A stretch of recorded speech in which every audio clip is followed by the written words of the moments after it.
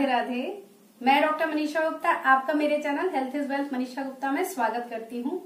आज हम बात करेंगे भ्रामरी प्राणायाम के बारे में। भ्रामरी प्राणायाम को बी ब्रीदिंग भी कहा जाता है। भ्रामरी प्राणायाम किस प्रकार से करना चाहिए, इसके करने से क्या फायदे हैं और इसको करते समय किन प्रिकॉशंस का आपको ध्यान रखना चाहिए, साथ में किन लोगों को इस प्राणायाम से बचना चाहिए, वो सब आज हम डिटेल में समझाने वाले हैं। तो स्टार्ट करते हैं। भ्रामरी प्राणायाम किस प्रकार से करना चाहिए। तो भ्रामरी प्राणायाम करते समय आपको तनाव मुक्त वातावरण में बैठना है, ज्यादा शोर ना हो। प्रातः काल करेंगे और एम्प्टी स्टमक करेंगे तो ये ज्यादा इफेक्टिव रहेगा। इसको करते समय कंफर्टेबल क्लोथिंग में बैठें, जो भी आपको मुद्रा कंफर्टेबल है उसमें बैठें। और सबसे पहले स्टार्ट करने से पहले आपको हाथों की पोजिशनिंग का, उंगलियों की और अंगूठे की पोजिशनिंग का ध्यान रखना होगा। तो जो अंगूठे हैं इनसे आपको अपने कान प्रेस करना है, जो नीचे की 3 उंगलियां हैं उनसे अपनी आंखों को प्रेस करना है और जो आपकी दूसरी उंगली है उसे आपको अपने माथे पर रखना है। इस प्रकार से आपको इस प्राणायाम के लिए पोजिशन करनी है। इस प्राणायाम को करते समय आपको गहरी सांस लेनी है नाक से और फिर धीरे धीरे मुंह से इस सांस को निकालना है। इसमें मुंह आपका पूरी तरीके से बंद रहेगा और आपको हमिंग साउंड के द्वारा धीरे धीरे सांस को नाक के द्वारा बाहर निकालना है। तो हमिंग साउंड का मतलब है जो भंवरे की साउंड होती है, इस प्रकार की साउंड आपको क्रिएट करके धीरे धीरे सांस को बाहर निकालना है। सांस को धीरे धीरे और लंबे समय तक बाहर निकालते रहना है। भ्रामरी प्राणायाम में एक और बात आपको जो ध्यान रखनी है वो ये है कि आपको स्माइलिंग फेस के साथ इस प्राणायाम को करना है। एकदम तनाव मुक्त होकर इस प्राणायाम को करना है तो ये ज्यादा इफेक्टिव रहेगा। कमर और गर्दन एकदम सीधी रहेगी।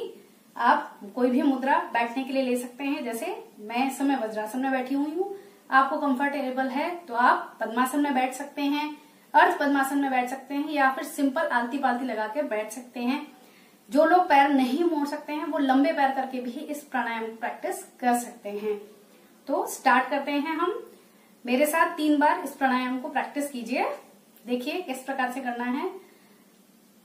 सबसे पहले अपनी आंखें बंद, अपने अंगूठे से अपने कान को बंद करेंगे।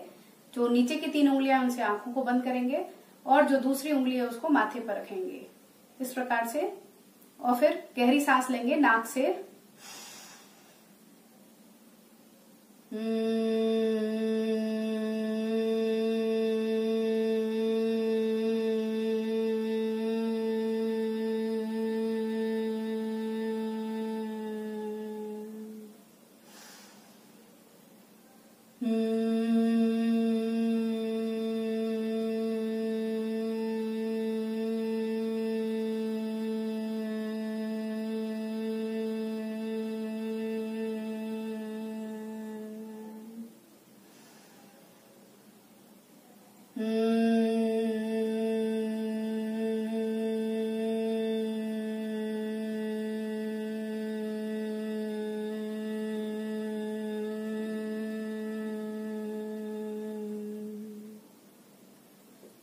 इस प्रकार से प्राणायाम प्रैक्टिस करने के बाद आप अपनी आंखें तुरंत नहीं खोलेंगे।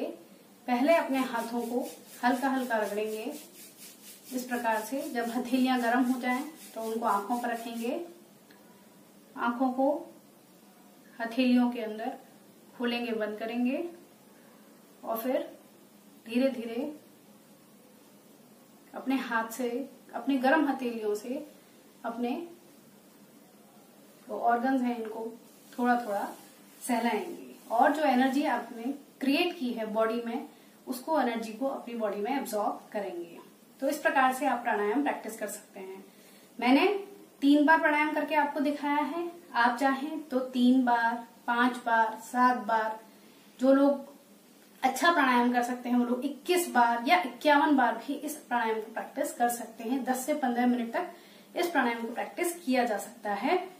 इस प्राणायाम को प्रैक्टिस करते समय आपको जिन बातों का ध्यान रखना है वो ये है कि जैसा कि मैं आपको पहले बता चुकी हूँ, एनवायरमेंट जो आपका वातावरण है वो एकदम तनाव मुक्त होना चाहिए।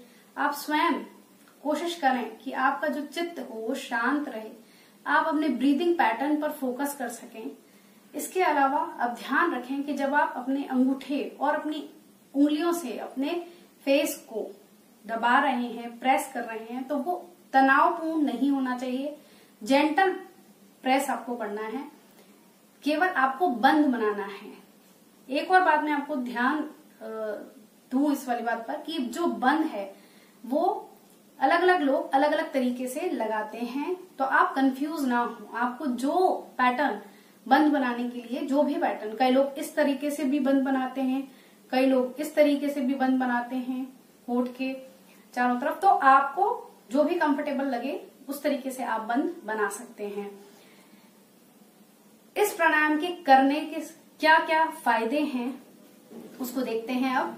तो प्राणायाम करने से सबसे पहले स्ट्रेस रिड्यूस होता है। इस समय कोरोना पेंडेमिक में लोग बहुत ज्यादा अपने आप को स्ट्रेस्ड फील कर रहे हैं किसी ना किसी वजह से, कि सभी लोगों की अलग अलग परिस्थितियां हैं और स्ट्रेसफुल एनवायरनमेंट है, बहुत सुसाइडल केसेस देखे जा रहे हैं।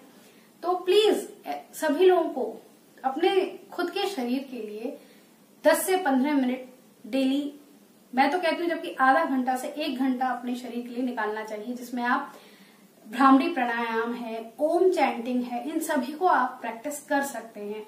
ये आपके स्ट्रेस लेवल को रिड्यूस करता है, आपके एंगर को रिड्यूस करता है, आपको अच्छी नींद के लिए बहुत इफेक्टिव है ये प्राणायाम। जो लोग रात में इवन नींद में से उठ जाते हैं और नींद फिर दोबारा उनको नहीं आती, वो लोग भी प्राणायाम करके दोबारा उनको नींद आ सकती है। आप इस प्राणायाम को प्रैक्टिस करें उस समय तो उनको नींद आ सकती है। इसके अलावा ये प्राणायाम हमारी पिनियल बॉडी और पिट्यूटरी ग्लैंड को एक्टिवेट करता है, जिससे हमारे जो भी ग्लैंड्स हैं वो प्रॉपरली काम करती हैं, एंडोक्राइन ग्लैंड्स प्रॉपर वे में काम करती हैं। एक और इसका बहुत अच्छा बेनिफिट ये है कि जो हाइपरटेंसिव पेशेंट्स हैं, बीपी, हाई बीपी के जो पेशेंट्स हैं, उनके लिए तो रामबाण इलाज है भ्रामरी प्राणायाम, क्योंकि ये हमारी जो नसें हैं, जो हमारी आर्टरीज हैं, उनको खोलता है। हार्ट ब्लॉकेज के जो मरीज हैं, जो पेशेंट्स हैं, उनके लिए बहुत इफेक्टिव है।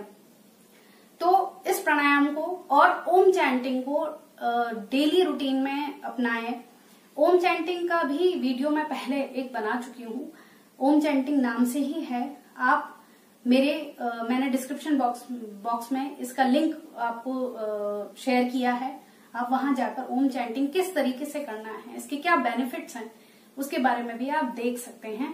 तो जरूर प्रैक्टिस कीजिए भ्रामरी प्राणायाम और ओम चैंटिंग, या और भी जो भी प्राणायाम है ये सभी प्रैक्टिस कीजिए। हमारी लंग कैपेसिटी को इंक्रीज करता है भ्रामरी प्राणायाम।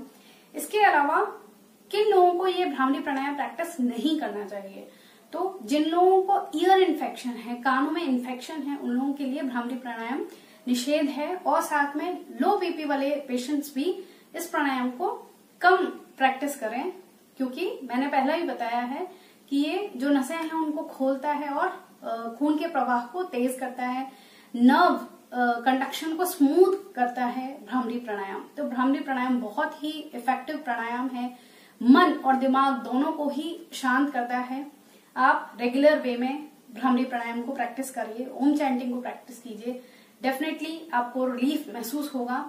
और स्पेशली इस कोरोना पैंडेमिक में, जिस समय लोगों की इम्यूनिटी बहुत मैटर कर रही है, तो आप इन प्राणायामों को करके आप अपनी इम्यूनिटी बढ़ा सकते हैं, अपनी लंग कैपेसिटी बढ़ा सकते हैं। कोरोना वायरस डायरेक्ट लंग्स के ऊपर अटैक कर रहा है, तो आप अगर लंग्स आपके स्ट्रांग होंगे तो डेफिनेटली आप कोरोना वायरस से लड़ने में ज्यादा सक्षम होंगे।